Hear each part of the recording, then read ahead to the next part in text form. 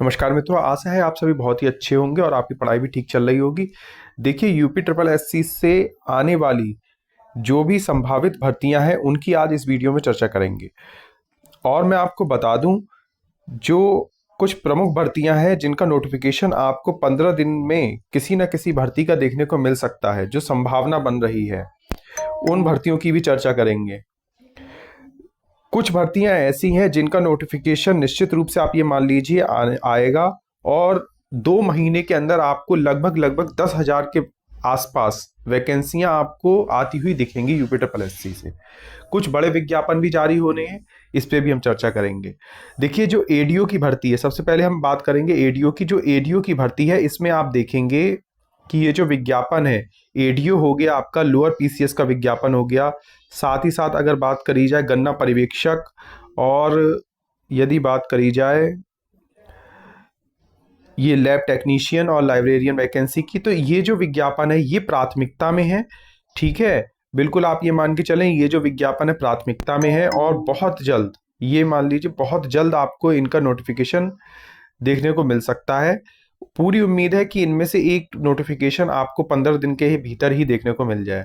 ठीक है, मैं आपको बताना चाहूंगा, जो भी एडीओ की तैयारी कर रहे हैं, एडीओ की वैकेंसी आपकी 545 पदों पे आने जा रही है। देखिए, मैं दिखा देता हूं, जिन लोगों को डाउट हो तो इसका ये देख लीजिए आप। ये थोड़ा सा धुंधला है, लेकिन आपको इसमें कुछ पढ़ने में भी आएगा। अवगत कराना है कि सहकारी निरीक्षक सहायक विकास अधिकारी के सीधी भर्ती के रिक्त 545 पदी को अध्याचन, ई अध्याचन, ये आप देख रहे हैं, अध्याचन जो है आयोग को भेजा जा चुका है, और ये काफी पुराना है। तो निश्चित रूप से आप ये मान लीजिए कि आपको ये भर्ती देखने को मिलेगी। ठीक है, बिल्कुल इसके लिए परेशान होने की जरूरत नहीं है आपको। सहायक अधिकारी की अनिवार्य एवं अधिमानी अहर्ता में देख सकते हैं आप, नीले डोएक के ओ लेवल प्रमाण पत्र का उल्लेख नहीं है।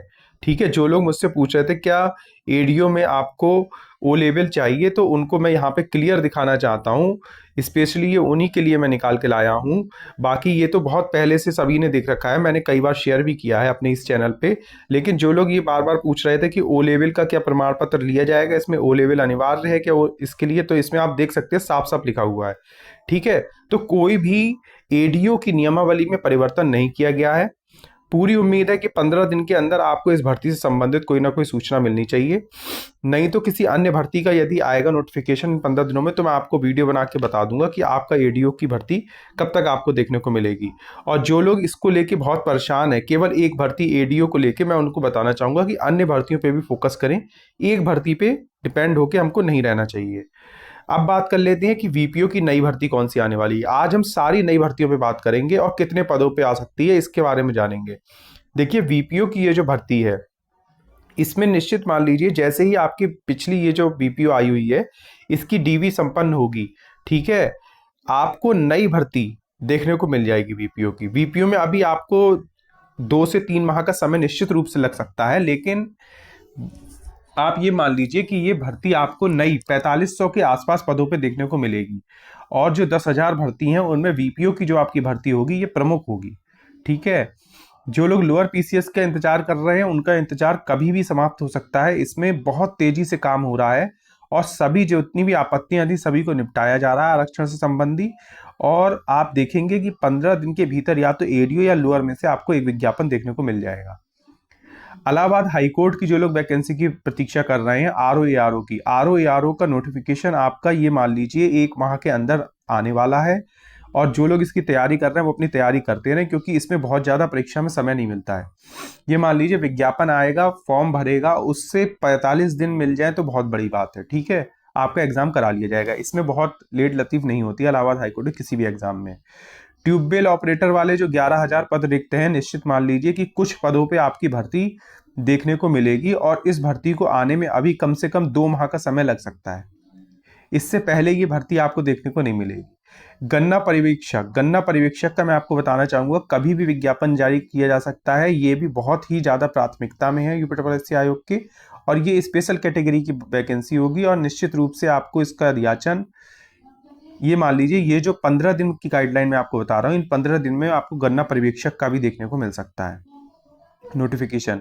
आज यूपी ट्रिपल एससी का, आज आपने देखा होगा वर्किंग डे है और कल छुट्टी है। ठीक है, महावीर जयंती की। तो हो सकता है कि कार्य जो है वो प्रभावित रहे। आज आपको कोई नोटिफिकेशन नहीं मिला है और हो सकता है कल भी कोई नोटिफिकेशन देखने को ना मिले, क्योंकि कल महावीर जयंती की छुट्टी है, तो ऑफिस स्वाभाविक है बंद ही रहेगा। ठीक है, तो ऐसी स्थिति में आपको परसों या उसके बाद से ही नोटिफिकेशन देखने चालू होंगे, मिलेंगे।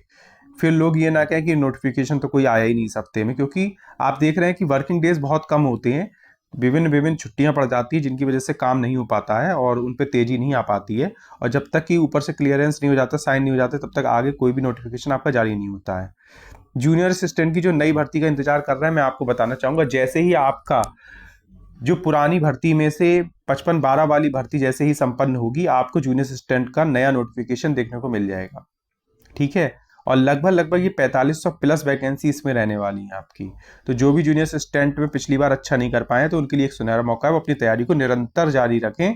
जूनियर असिस्टेंट का निश्चित रूप से मान लीजिए आपको विज्ञापन देखने को मिलेगा।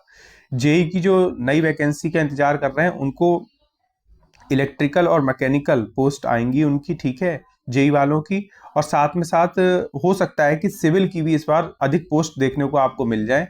तो लगभग ये जो आपकी जेई की वैकेंसी है, काफी बड़े और अच्छे नंबर में आपको देखने को मिलेगी।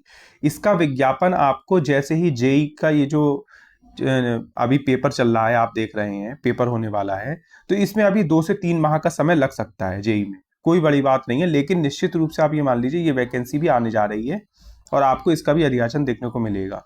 टोटल अगर पदों की बात की जाए, तो ये लगभग लगभग अगर जेई और सब मिला लिए जाए, तो लगभग 20,000 के आसपास आपको नई भर्तियों पे नई भर्तियां देखने को मिलने वाली है यूपी में।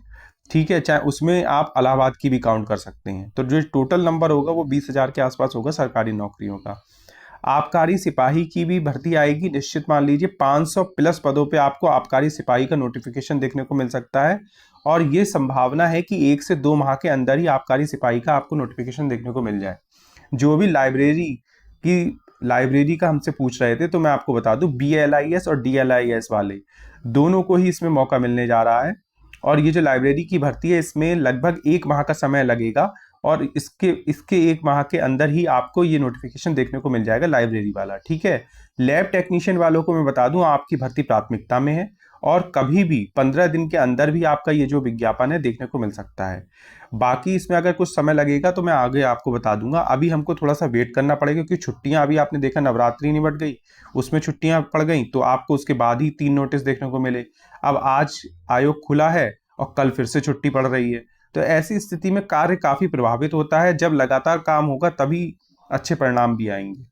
असिस्टेंट अकाउंटेंट एंड ऑडिटर की मैं आपको बताना चाहूंगा, ये जो सम्मिलित भर्ती आ सकती है और लगभग ऑडिटर असिस्टेंट अकाउंटेंट के 1500 के आसपास पोस्ट हो सकती हैं। ठीक है, जैसे लोगों के द्वारा सूचना भी मिल रही है कि इसमें 1500 से 1600 पदों पे हमने RTI द्वारा इसका मांगा था, तो उन्होंने पूरी डिटेल भेजी हुई है उन्हें।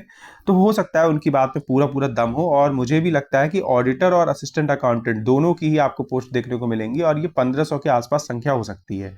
अब आप पूछेंगे कि इसकी संभावना कब कब तक है आने की, तो मैं आपको बता दूं कि ये जो 1828 का असिस्टेंट अकाउंटेंट है, जैसे ही ये इसकी प्रक्रियाएं पूरी होती हैं, तो आप ये मान लीजिए 2 माह के अंदर ही आपको ये असिस्टेंट अकाउंटेंट और ऑडिटर की वैकेंसी देखने को मिल जाएगी। और कोई बड़ी बात नहीं है, इसका आप देखेंगे जैसे ही फाइनल परिणाम आए, उससे पहले भी आपको ये वैकेंसी देखने को मिल सकती है। ठीक है, तो कोई जरूरी नहीं है कि जब रिजल्ट आएगा तभी ही आपको देखने को मिलेगी। और जो लोग असिस्टेंट अकाउंटेंट 1828 का रिजल्ट के बारे में पूछ रहे थे, तो मैं उन्हें बताना चाहूंगा, आपका फाइनल रिजल्ट आपको अप्रैल मई में देखने को मिल जाएगा निश्चित रूप से। अप्रैल का लास्ट वीक और मई के फर्स्ट वीक में प्रबल चांसेस हैं कि आपका फाइनल रिजल्ट देखने को मिल जाए 1828 वालों को। ठीक है, और फिर उसके बाद आपकी ज्वाइनिंग की प्रक्रियाएं आगे बढ़ेंगी। तो निश्चित रूप से आप लोग ये मान लीजिए कि आपकी सभी भर्तियों पर निरंतर UPSSC आयोग काम कर रहा है और ये सभी भर्तियां आपको देखने को मिलने वाली हैं।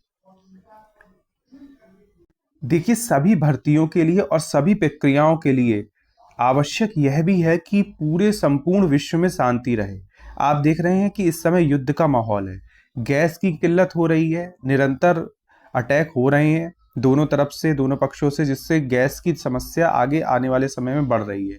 तो अगर ऐसे इमरजेंसी हालात बनते हैं, तो निश्चित रूप से आप ये मान लीजिए कि आपकी वैकेंसियों पे भी इसका फर्क आपको देखने को मिल सकता है। क्योंकि जहां पर देश एक तरफ बेसिक नीड्स से जूझेगा, वहां पर वैकेंसी जैसी चीजों की कौन सोचेगा, ठीक है। तो इसके लिए ये भी जरूरी है कि पूरे विश्व में शांति रहे और सभी लोग सद्भाव से रहें, और ये जो एक संकट आया हुआ है युद्ध का, ये जल्द से जल्द इसका कोई समाधान निकले और वो सब चीजें खत्म हो, क्योंकि इससे क्या है, पूरी पूरी विद्यार्थियों की लाइफ प्रभावित होती है। आपने देखा था कोरोना का ऐसा आपातकाल आया जिससे आप ये मान लीजिए 6 महीने तक कोई कार्य ही नहीं हुआ, एक भी वैकेंसी, आपको साल 2 साल तक कोई वैकेंसी ही नहीं मिली देखने को। कितना सफर किया, कितनी ये लोग ओवर एज हुए, क्या हुआ, उनकी कोई किसी ने जिम्मेदारी नहीं ली। किसी वैकेंसी में जिसमें हाय हल्ला हुआ उसमें 2-3 साल की छूट दे दी, और जो छोटे पदों पे वैकेंसी है जिनमें हाव हल्ला नहीं हो पाया उनमें किसी को छूट नहीं मिली। तो मैं चाहूंगा कि ऐसी कोई भी, आपने देखा होगा आज तक हमारे देश में वित्तीय आपातकाल नहीं लगा है। वित्तीय आपातकाल की स्थिति में आपका जो अकाउंट का पैसा होता है वो भी सुरक्षित नहीं रह जाता है। तो हम भगवान से यही प्रार्थना करेंगे कि आगे भी कोई ऐसी परिस्थिति ना उत्पन्न हो जिससे वित्तीय आपातकाल हो। और वित्तीय आपातकाल की स्थिति में आप जानते हैं ना तो नौकरियां मिलती हैं, ना ही कोई ऐसी चीजें हो पाती हैं जो डेवलपमेंट की हो, आगे बढ़े, ठीक है। तो ये सब नौकरी तो भूल ही जाइए, एक बहुत ही आपातकालीन स्थिति पैदा हो सकती है। अब आप कहेंगे कि हमारा देश तो युद्ध में नहीं है, कुछ पता नहीं होता है आगे कैसी परिस्थितियां बने, तो सभी लोग ऐसे भगवान से प्रार्थना करें कि ये जो विश्व में शांति हो, जाके सभी का इसमें कल्याण हो। फिलहाल यूपीएससी आयोग सभी भर्तियों पर निरंतर काम कर रहा है, और जो भी नई जानकारी होगी हमारे चैनल पे आपको समय पे दे दी जाएगी। तो जिन्होंने भी हमारे इस चैनल को सब्सक्राइब ना किया हो वो इस चैनल को सब्सक्राइब कर लें। वीडियो देखने के लिए आप सभी का बहुत बहुत धन्यवाद।